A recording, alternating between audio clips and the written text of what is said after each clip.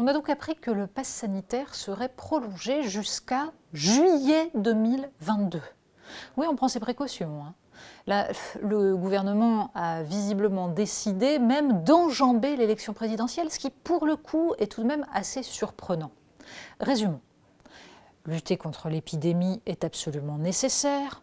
On peut même objectivement considérer que l'imposition du pass sanitaire a permis de pousser à la vaccination une bonne part de la population et l'on pourrait attribuer donc à cette augmentation rapide de la vaccination le fait que l'épidémie recule. On peut donc s'en réjouir. Restent deux points essentiels. D'abord, cette question du prolongement indéfini d'une disposition qui, de fait, pose problème et qui mérite d'être discutée, voire rediscutée par un nouveau gouvernement, une nouvelle législature, une fois les élections passées. Il serait donc normal de considérer que la majorité, La République En Marche, prolonge ce pass sanitaire, mais pas au-delà de ce qui sera le temps de sa légitimité politique. Et surtout, le débat n'a toujours pas lieu.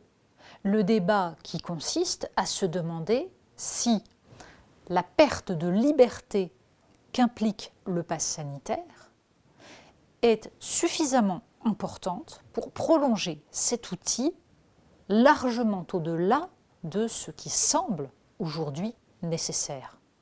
Certes, on peut entendre l'argument qui consiste à dire, sait-on jamais, l'épidémie peut repartir, ressurgir à l'occasion de l'hiver, peut-être est-ce l'été qui a permis de faire baisser les contaminations, qui sait.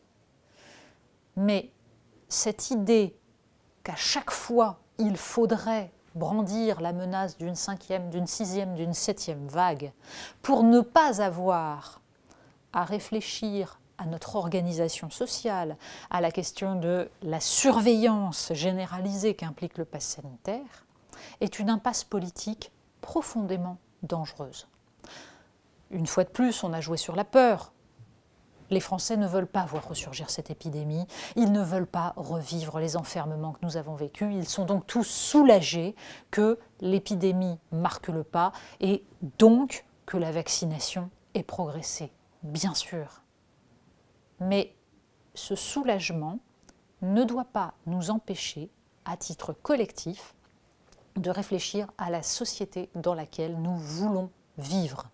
Une société dans laquelle tout de même, la liberté est un des piliers de notre rapport aux autres, la préservation d'une forme de discrétion et d'une capacité à ne pas être contrôlée en permanence par un État tout-puissant. Il y a là des débats qui devraient pouvoir être mis sur la table, ils ne le sont toujours pas, du fait aussi, il faut bien le dire, des ambiguïtés de tous les antivax ou de ceux qui les soutiennent par électoralisme. Christiane Taubira, dans ce domaine-là, n'aura pas fait beaucoup de bien à la réflexion sur la liberté.